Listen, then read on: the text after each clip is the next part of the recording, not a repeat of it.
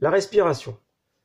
La respiration, c'est souvent ce qui fait la différence entre le bon tireur et le mauvais tireur. Et là, je ne fais pas de jeu de mots par rapport à des parodies de comiques.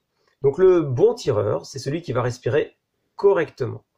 Ce qu'il faut savoir, c'est le cycle respiratoire. En fait, un cycle respiratoire, c'est composé de deux temps. L'inspiration, où l'air entre dans mes poumons et élève ma cage thoracique, et l'expiration, où l'air sort de mes poumons et où la cage thoracique se rétracte, se referme. Et bien évidemment, cette amplitude pulmonaire, cette amplitude des côtes, va faire en sorte qu'il va y avoir un mouvement lors du tir. Bien évidemment, ce tir doit se faire à respiration bloquée.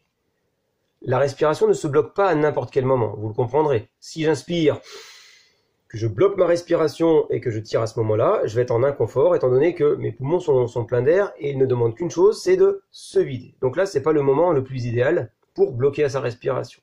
À l'inverse, si j'expire complètement et que je bloque ma respiration alors que mes poumons sont vides, là encore, je suis dans une position d'inconfort et ce n'est pas le moment le plus judicieux pour faire mon tir. Ce qu'il faudra, c'est trouver le bon compromis entre l'inspiration et l'expiration. Donc en fait, il y a deux modalités. La première, c'est d'inspirer, de souffler un tout petit peu, de bloquer son tir pour stabiliser la carabine et son corps, et de tirer. Une fois que ce tir est réalisé, vous soufflez pour vider les poumons, et vous recommencez. Donc je reprends, inspiration, je souffle un petit peu, je bloque, je tire, et je vide mes poumons. Et je reprends pour mon troisième tir. Tire, et je souffle.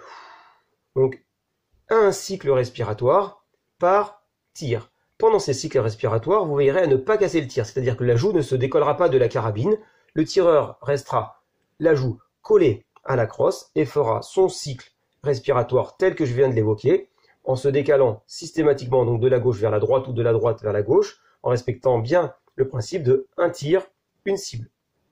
Certains arrivent avec une fatigue. Alors, pourquoi ils arrivent avec une fatigue? Ça fait l'objet d'une autre vidéo. Peut-être qu'ils n'ont pas décéléré ou alors préparé leur tir sur les derniers pas de course. C'est-à-dire qu'ils sont arrivés pleine balle, sans jeu de mots.